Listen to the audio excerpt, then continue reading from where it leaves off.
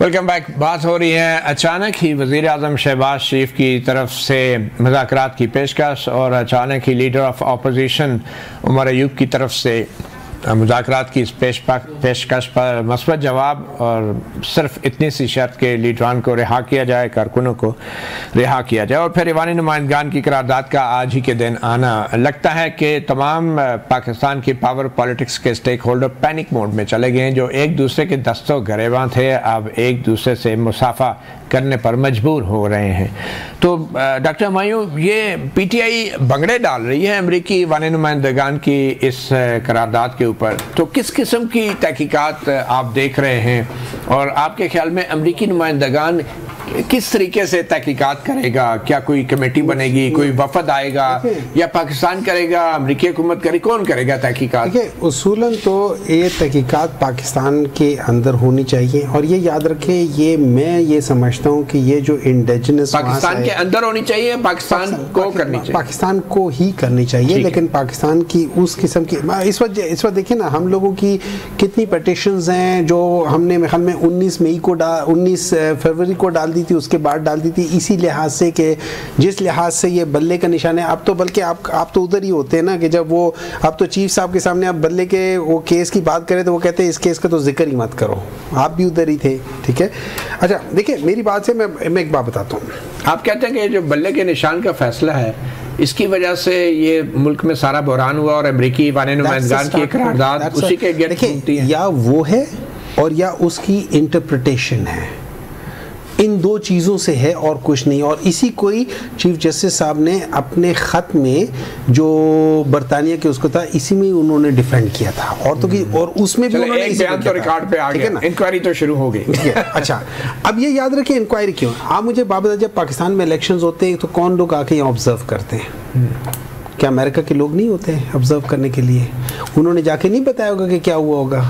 انہوں نے نہیں بتایا ہوگا کہ میاں نواز شریف صاحب تو 61,000 ووٹوں سے ہار رہے تھے، آخر میں جیت گئے. وہ تو 2018 میں بھی بہت کچھ بتایا گیا. تو انہوں نے پھر اگر انہوں نے سمجھا کہ بہت کچھ ہے تو وہ اس وقت بھی کر لیتے، ایسی تو کوئی بات نہیں تھی، اس وقت بھی کر لیتے.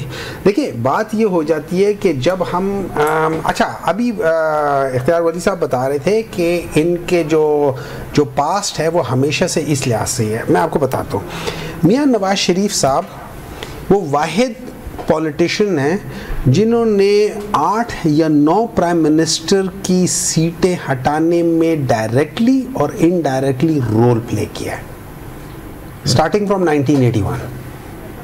ڈائریکٹلی، چاہے وہ ان کے اپنے ہی پرائم منسٹر کیوں نہ ہو، ان سے سینئرز کیوں نہ ہو، ان کو بھی انہوں نے کیا ہے.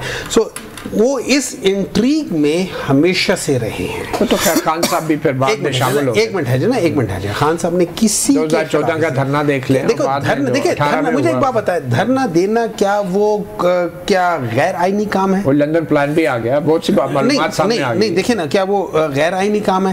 ہم دھرنا دے رہے تھے نا. تو جنرل ظہیر الاسلام اور ان لوگوں سے آپ رابطے میں نہیں تھے؟ یہ تو دیکھیں مجھے ایک بات بتائیں، لیٹس بی آنیسٹ. پاکستان میں کون شخص ہے جو کہ کسی بھی کام کے لیے، کسی بھی چیز کے لیے اسٹیبلشمنٹ وہاں پہ نہیں ہوتی، ڈائریکٹلی انڈائریکٹلی ہمیشہ ہوتی ہے. کب نہیں ہوئی؟ یہ بن ویری آنیسٹ، ٹھیک ہے نا. نہیں، میں سب آپ بتا رہا ہوں نا. دیکھیں، دو چیزیں ہیں، لیسٹ کامن فیکٹر اور ہائیسٹ کامن فیکٹر. اسٹیبلشمنٹ اور جوڈیشری لیسٹ اور ہائیسٹ کامن فیکٹرز ہیں.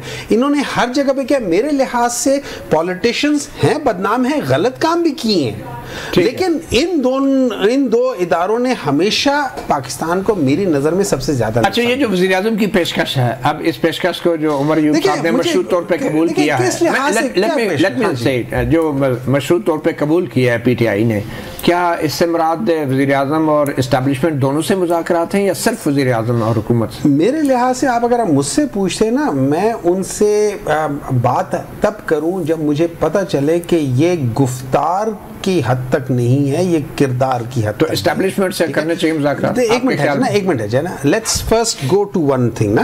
ابھی دیکھیں، بقول مولانا صاحب پرائم منسٹر صاحب کا تو وہ ہے ہی نہیں. وہ تو ایک کرسی کے اوپر انہوں نے، وہ جیسے ہم کرسی مرنے کے لیے میں کاغذ نہیں رکھ دیتا ہوں تو ان کو رکھا ہوا ہے، ٹھیک ہے نا.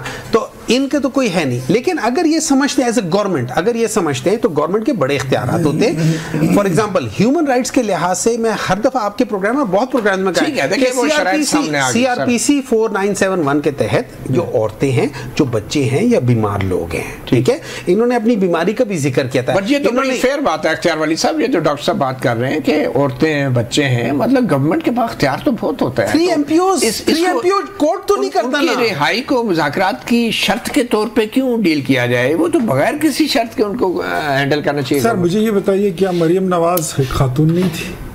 ان کے بچے نہیں تھے؟ تو آپ بدلہ لے رہے ہیں؟ نہیں, بدلہ ہم کیوں لیں؟ تو آپ تو یہی کہہ رہے ہیں. تو یہ فیسلٹی یہ نہیں دے سکتے تھے ان کو, انہوں نے کوئی اس کی چلے انہوں نے نہیں دی. 3 MPO کے تحت ان کو کیا اندر کس مقدمے میں آپ نے ان کو گرفتار نہیں کیا؟ اپنے باپ کے سامنے اس کو گرفتار کیا. وہ تو پرانا مقدمہ تھا, ہمارا تو نہیں تھا. اچھا, ہم نے چلے آپ نے بھی بنانے میں کوئی گرفتاری تو آپ نے, ہم نے نہیں بنایا تھا, نیب نے کی تھی.